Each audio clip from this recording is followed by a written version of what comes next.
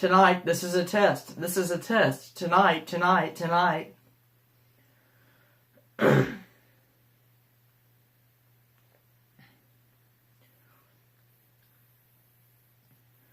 good evening. Thanks for joining us. We have a lot of news to get to, but don't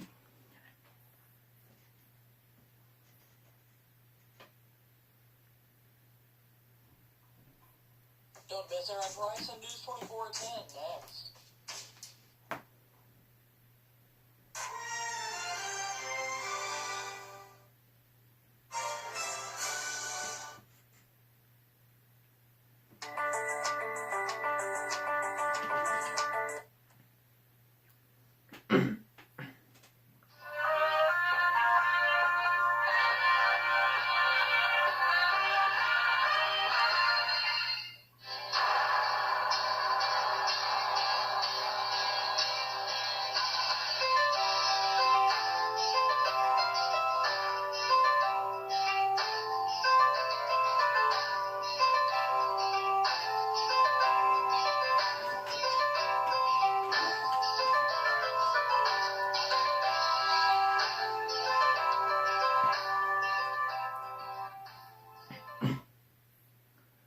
Tonight, a murder suspect refuses to talk to a doctor about his mental state, and a man has been arrested after a dangerous police chase in Harrisburg.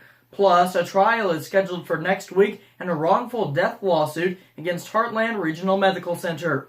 We'll have those stories and more tonight on a Thursday night edition of News 24 at 10. Live, Little Egypt's breaking news source. This is News 24 at 10. And good evening, thanks for joining us. We have a lot of news to get to tonight, but we begin in Murfreesboro, where a murder suspect refuses to speak to a doctor about his mental state, but the court is moving forward with the case anyway. Robert Dennis is one of 3 people charged with murder in the death of Robin Steve. Officers found her badly burned body near Piles Fork Creek in Carbondale in August 2016.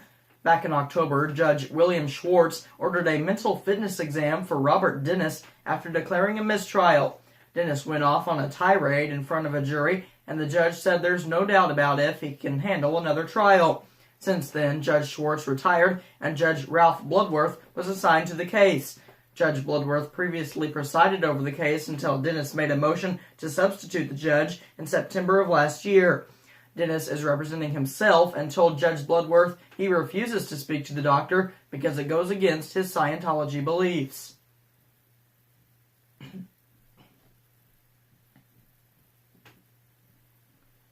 It's a point he also made in a court hearing back in January. Dennis talked about a number of issues Thursday, accusing co-defendant Lauren Stindy of trying to lie to investigators and accusing the court of tampering with evidence. But Judge Bloodworth told him none of those issues can be addressed until the mental fitness exam is complete, asking him multiple times if he planned to speak to a doctor before receiving a firm no from Dennis. The doctor will still write a report on Dennis's mental state, even if she's not able to speak with Dennis directly. The court plans to hold a hearing on that report soon. It just has work to do on a doctor with a date that works. Stindy and Tisha Anderson also face charges in Steve's death. Stindy pleaded guilty in November 2016, but hasn't been sentenced yet. She's due in court for a case management conference April 22nd. Anderson is still awaiting the results of an exam to determine her mental state at the time of Steve's death. A case management conference has been scheduled for April 8th.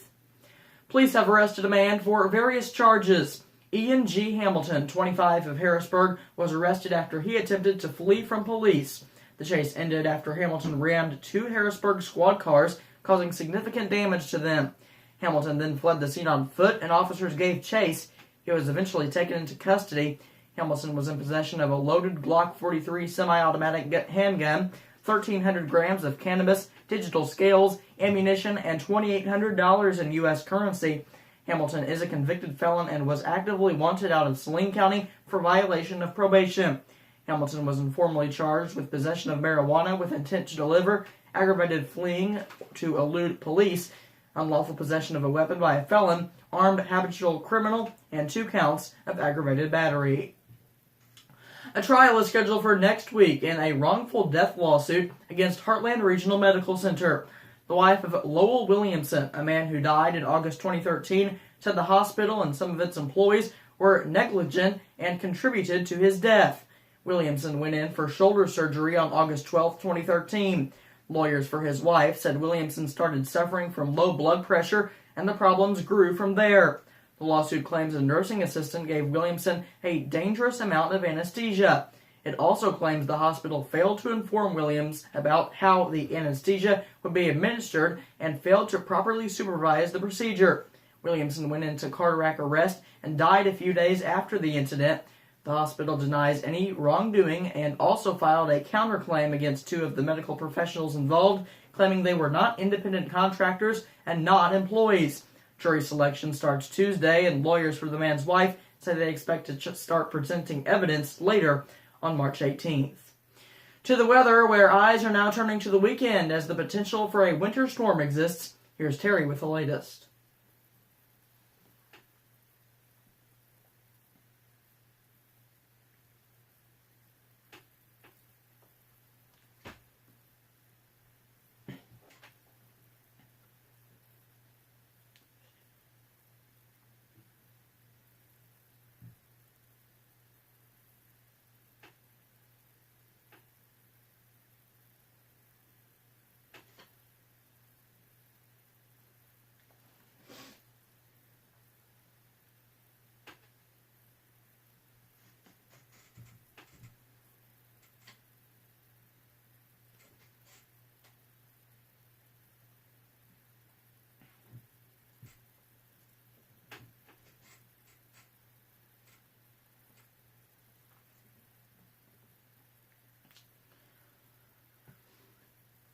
All right, thanks, Terry. A West Frankfort man is $2 million richer after recently scratching off a 100x instant ticket.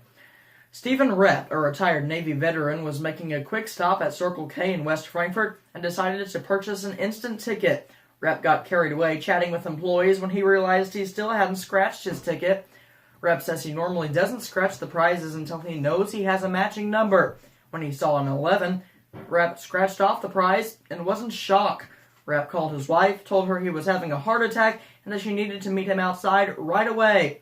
When Repp showed his wife the winning ticket, she was overjoyed at what she initially thought was only a $200,000 win. Repp told her to look again and to add a zero. Repp says she was like, "No way, you won $2 million?" Repp quickly signed the back of his ticket and made his way to an Illinois Lottery Claim Center. Repp says it didn't really sink in until they made it to the center. Since then, he says, it has been amazing. The Repps plan to use their windfall to pay off their home and take a cruise. The retailer received a bonus of $20,000 or 1% of the prize amount for the winning ticket. A new logo representing a new era for Saluki athletics has been released.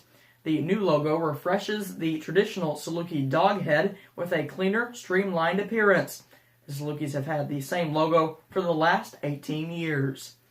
The Illinois Complete Court Commission, chaired by Illinois Secretary of State Jesse White, is making $4 million in grant funding available for community organizations to apply for involving Cessna's participation and assisting immigrant communities in navigating government services.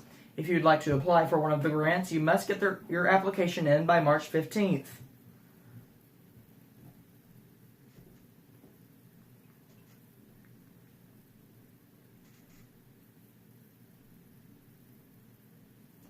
The purpose of the Complete Court Commission is to establish an educational and strategic approach to get a complete and accurate count for the 2020 census.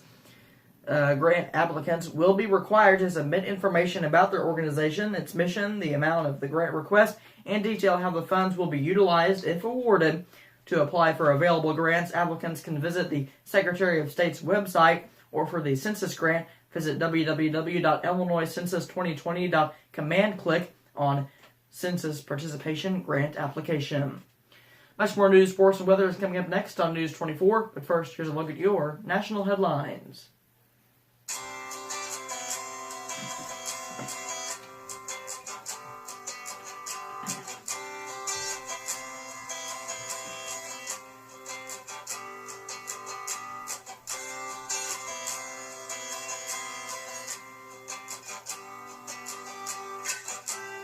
Fox News update. In Fox News.